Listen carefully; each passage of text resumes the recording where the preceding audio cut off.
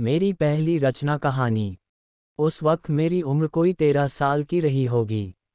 हिंदी बिल्कुल न जानता था। उर्दू के उपन्यास पढ़ने लिखने का उन्माद था। मौलाना शरर, पम शून्य, रत्ननाथ सरशार, मिर्जा रुस्वा, मौलवी मोहम्मद अली हरदोई निवासी उस वक्त के सर्वप्रिय उपन्यासकार थे। इनकी रचनाएं जहां मिल जाती थीं, स्कूल की याद भूल जाती थी और पुस्तक समाप्त करके ही दम लेता था। उस जमाने में रेनाल्ड के उपन्यासों की धूम थी। उर्दू में उनके अनुवाद धड़ाधड़ निकल रहे थे और हाथों हाथ बिकते थे। मैं भी उनका आशिक था। स्वशून्य हजरत रियाज ने, जो उर्दू के प्रसिद्ध कवि थे और जिनका हाल में देहांत हुआ है, रेनाल्ड की एक रचना का अनुवाद हरमसरा के नाम से किया था। उस जमाने में लखनऊ के साप्ताहिक अवध पंच के संपादक स्वशून्य मौलाना सज्जाद हुसैन ने, जो हास्यरस के अमर कलाकार हैं, रेनाल्ड के दूसरे उपन्यास का अनुवाद धोखा या तिलस्मी फानूस के नाम से किया था। ये सारी पुस्तकें मैंने उसी जमाने में पढ़ी और पम शून्य रत्ननाथ सरशार से तो मुझे तृप्ति न होती थी। उनकी सारी रचनाएं मैंने पढ़ डालीं। उन दिनों मेरे पिता गोरखपुर में रहते थे और मैं भी गोरखपुर ही के मिशन स्कूल में 8वीं में पढ़ता था, जो तीसरा दर्जा कहलाता था। रेती पर एक बुकसेला बुधिलाल नाम का रहता था। मैं उसकी दुकान पर जा बैठता था और उसके स्टॉक से उपन्यास ले लेकर पढ़ता था। मगर दुकान पर सारे दिन तो बैठ न सकता था, इसलिए मैं उसकी दुकान से अंग्रेजी पुस्तकों की कुंजियां और नोट्स लेकर अपने स्कूल के लड़कों के हाथ बेचा करता था और इसके मुआवजे में दुकान से उपन्यास घर लाकर पढ़ता था। 2-3 वर्षों में मैंने सैकड़ों ही उपन्यास पढ़ डाले होंगे।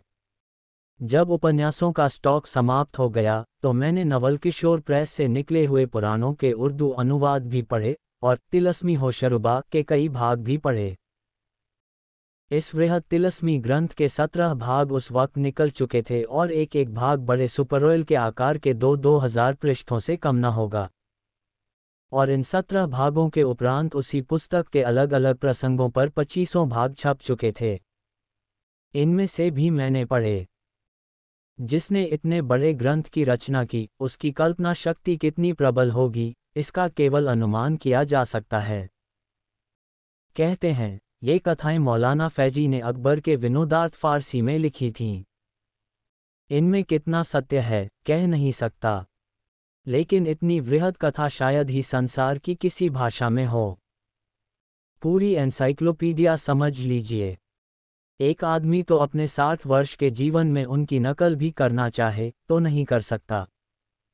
रचना तो दूसरी बात है। उसी जमाने में मेरे एक नाते के मामू कभी कभी हमारे यहाँ आया करते थे।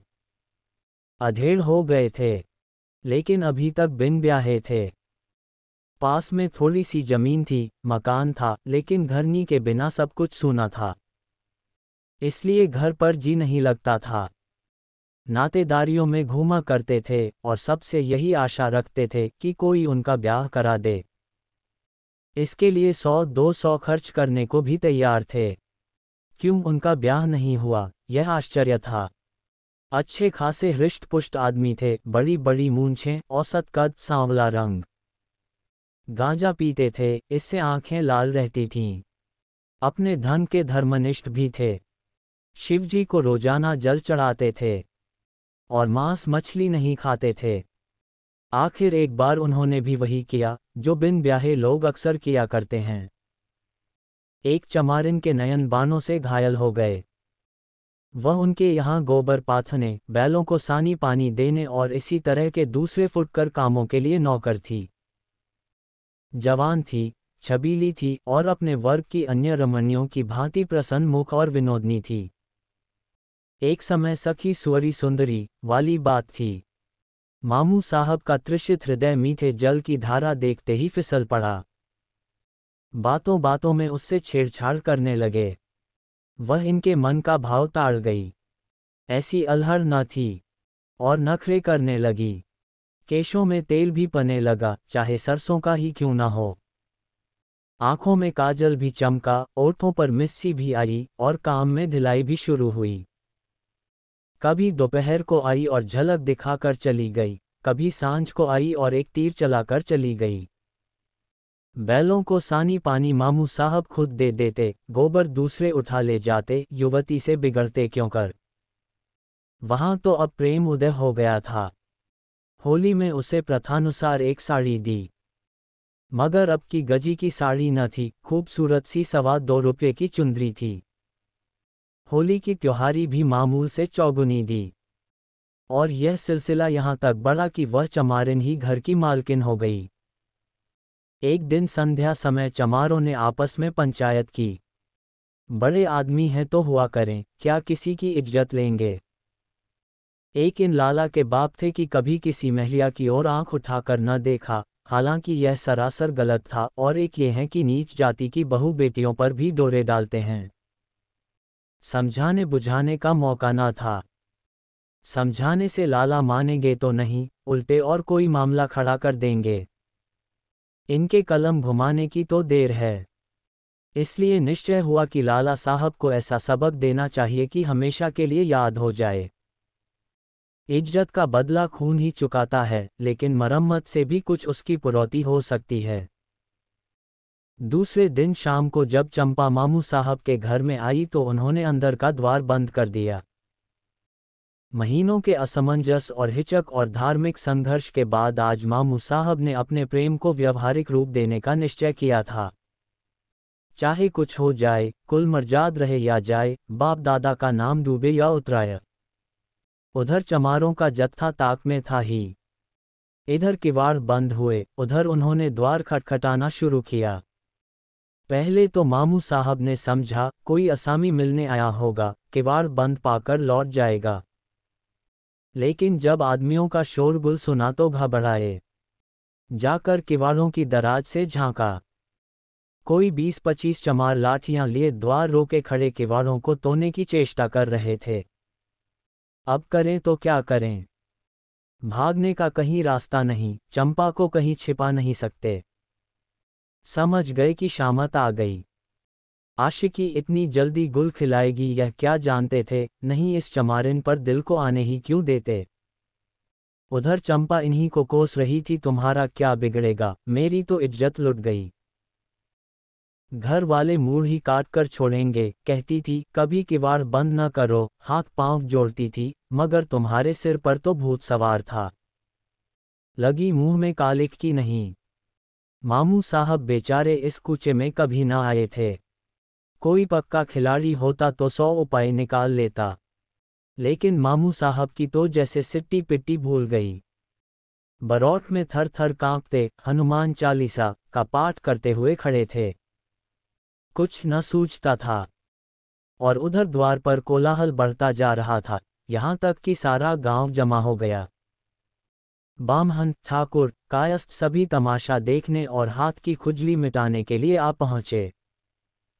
इससे ज्यादा मनोरंजक और स्फूर्तिवर्धक तमाशा और क्या होगा कि एक मर्द एक औरत के साथ घर में बंद पाया जाए। फिर वह चाहे कितना ही प्रतिष्ठित और विनम्र क्यों न हो, जनता उसे किसी तरह क्षमा नहीं कर सकती। बड़ाई बुलाया गया, किवाड़ फाड़े गए और मामू साहब भूसे की कोठरी में छिपे हुए मिले। चंपा आंगन में खड़ी रो रही थी। द्वार खुलते ही भागी। कोई उससे नहीं बोला। मामू साहब भागकर कहाँ जाते? वह जानते थे उनके लिए भागने का रास्ता नहीं है। मार खाने के लिए तैयार बैठे थे। मार पने लगी और बेभाव की पने लगी। जिसके हाथ जो कुछ लगा, जूता, छड़ी, छाता, लात, घौंसा अस्त्र चले। यहाँ तक मामू साहब बेहोश हो गए और लोगों ने उन्हें मुर्दा समझकर छोड़ दिया। अब इतनी दुर्गति के बाद वह बच भी गए तो गांव में नहीं रह सकते और उनकी जमीन पट्टीदारों के हाथ आएगी। इस दुर्घटना की खबर उड़ते उड़ते हमारे यहाँ भी पहुंची। मैंने भी उसका खूब आनंद उठाया। पितते समय उनकी रूपरेखा कैसी रही होगी, इसकी कल्पना करके मुझे खूब हंसी आई। 1 महीने तक तो वह हल्दी और गुड़ पीते रहे। ज्यों ही चलने फिरने लायक हुए, हमारे यहाँ आए। यहाँ अपने गांव वालों पर डाके का इस्तगासा दायर करना चाहते थे।